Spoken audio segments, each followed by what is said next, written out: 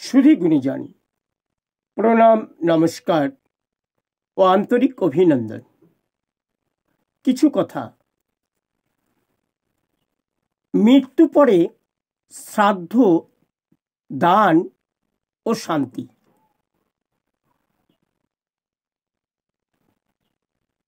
হিন্দু সমাজের কোনো মানুষ মারা গেলে মুখাগ্নি থেকে শুরু করে কিছু নিয়ম ভোজ পর্যন্ত চলে।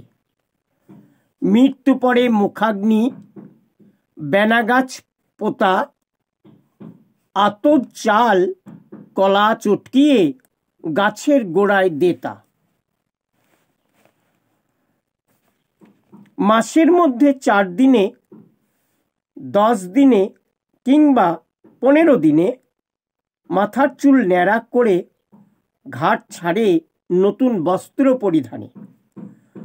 ঘাটে বেনাগাছে পিণ্ড, বাড়িতে পিণ্ড শান্তি কামনায়।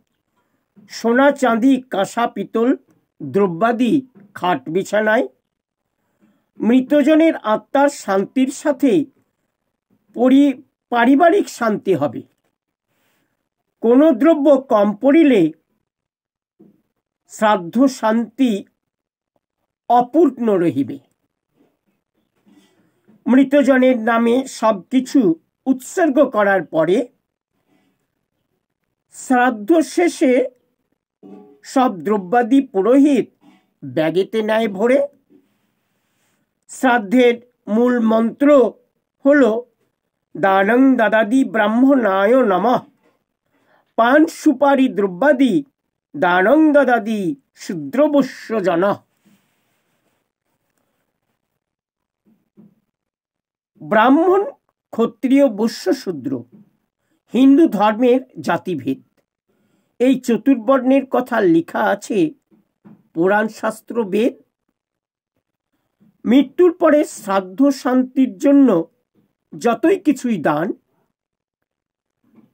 ওই সমস্ত কুসংস্কার হলো একমাত্র ওই এক শ্রেণীর তৈরি বিধান।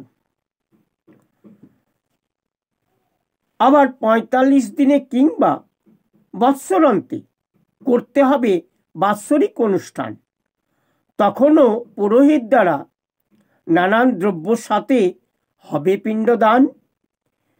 এত করেও শেষ হবে না, বিহারের গয়াসুর স্থানে যেতে হবে।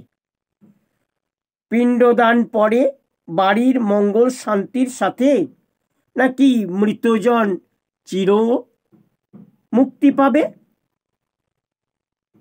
গোদান, ভূমিদান, গৃহদান, বস্ত্রদান, দান, টাকা দক্ষিণা, এত কিছু দানের পরেও পুরোহিতের মন তো ভরে না।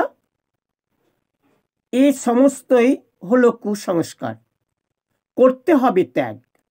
কুসংস্কার ও সংস্কারককে বলতে হবে ভাগ ভাগ, তুই ভাগ।